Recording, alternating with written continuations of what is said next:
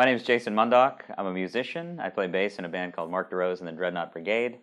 I'm an independent software developer, and I'm also a blogger and podcaster at woodstovehouse.com.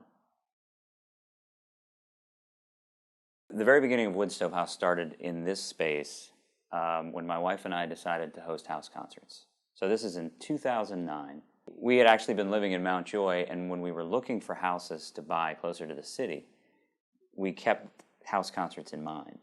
And we found this house, and this back room that's attached, it was attached in the 60s as a family room on the back of the house. So a few years later, after we'd settled in and we'd tried a few different types of concerts, we decided to host our very first formal house concert.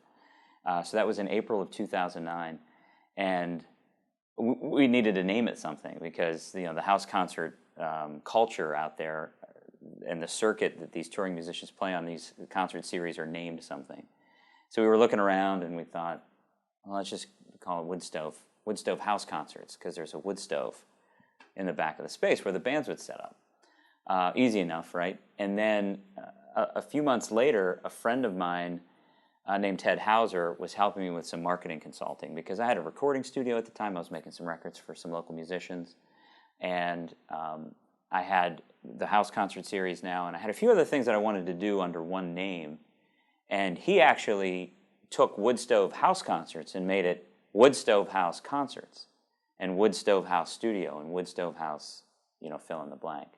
So the concept really developed after the first house concert, the concept of this umbrella organization that would do arts-related stuff for the purpose of community building and contributing something positive to the scene.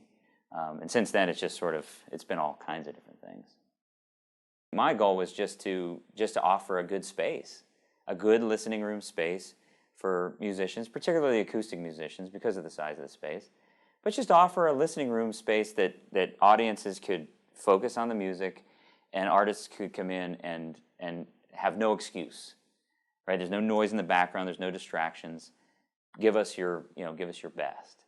And I didn't really have any long-term goal for it besides, let's just do this as many times as we can and see if we can fill it. In the first couple of shows, we had maybe 25, 26 people come, and they were regional acts.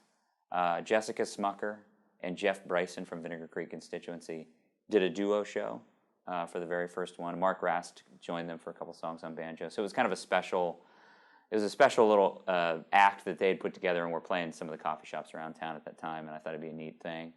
And then Indian Summer Jars from York came and did the second concert. And by the third concert, we had our first touring artist play, and that was the first one that we had that sold out.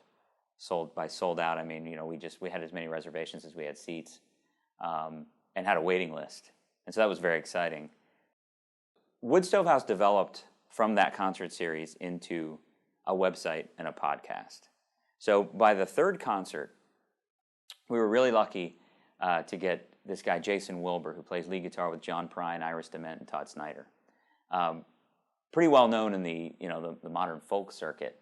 And he's a songwriter himself, and he was booking a tour through, found out about our concert series somehow. I can't really remember how he found out about it. And he contacted me and said, I'm looking to fill a date. Would you be interested in doing a concert? I wrote him back and I said, this guy's played, all over the globe. Wants to play in my living room. I've done 2 shows here, right? And couldn't fill it to that point. So I contacted him and I said, look, I've charged $10 and haven't been able to fill a 30-seat venue. I can't guarantee you any money beyond maybe $150. If you'd still like to do it, I'd be more than happy to open my home to you, but I just want you to understand that this isn't a well-established series, because some house concert series the artists were getting $400 or $500 a show, and they had these minimums and things like that. Well, Jason said the first thing you have to do is up your donation amount. I said, did you understand what I said? At $10 I can't fill the space, and he said, no, you need to charge at least $15. And anyway, we had a phone conversation, and I said, I'll make you a deal. I will guarantee you $150 out of my pocket. This is January. I said, if there's a snowstorm, You can stay at the place. I'll give you $150. I said, I will charge $15. I'll charge a sliding scale because some of the people who've come to these concerts, I don't want them to think that we're suddenly, And I said, I'll charge a sliding scale, and I'll open the room up even more than we've been able to. We moved some extra furniture out, and we were able to get like 38 people. I said, you can take everything after $100 for me for expenses because I'm going to provide really nice, spread of food and some drinks and things like that. He said, fine. Well, we got a feature in the paper, which really helped, about just house concerts in general and about Jason coming to Lancaster. And we ended up with a 60-person waiting list. My wife and I moved to Lancaster in late '99. We'd lived in Nashville, Tennessee since the early part of that decade. And Lancaster was just sort of an accident. My brother was living in the area. We were looking for work.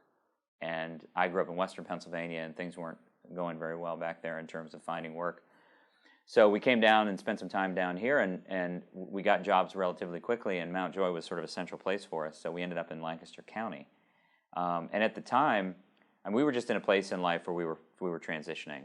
I'd be honest with you, I spent the first few years looking elsewhere. Lancaster was sort of a temporary stop for me. Coming from a music town and being a musician, I didn't find Lancaster to have a whole lot going on at that time. I know that it had in the past. I was actually a fan of several bands that came out of this area. So I knew that stuff had happened, but it just felt like there was a bit of a lull. And I was entering a different space in life. We started a family. So yeah, I spent the first few years kind of thinking, Lancaster's okay. I remember I would come downtown. I remember playing music at the first Zootropolis that was around for a few years around that time, and played a few times at Square One Coffee, the Blue Star, some of the usual places. But the scene just didn't seem to be very vibrant, at least not for what I was trying to do. We nearly moved. I think in around 2004, 2005, we were seriously considering leaving the area, even though we were spending more and more time downtown. I'm really glad we didn't. Some personal circumstances prevented that from happening, and next thing you know, it just seemed like something happened. There was a spark, some change occurred. And I know that now, looking back and knowing more about it, I know it was more gradual than it seemed to me at the time, and I think it seemed to others. But it just seemed like right around 2006, all of a sudden, First Fridays were happening, and we were going downtown for that reason. And new places seemed to be popping up, new arts-related places, and the music scene started to bubble a little bit. There were some really great bands that were forming. Vinegar Creek Constituency is a good example of a band that just sort of took off right around that time. And you'd go out, and all of a sudden you'd go to this fantastic show.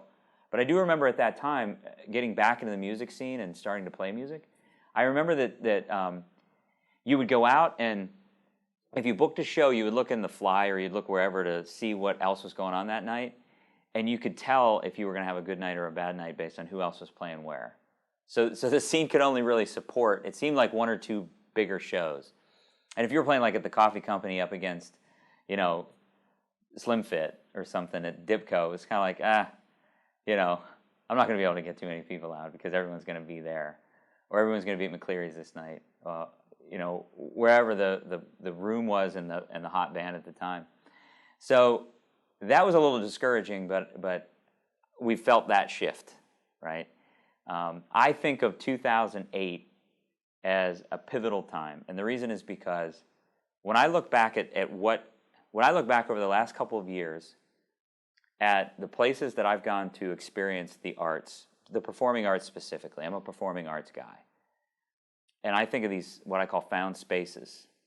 And even venues like the Ware Center is a good example of a new venue, right, where I go and experience the arts. The Candy Factory is a place where concerts happen, even though it's not designed for concerts.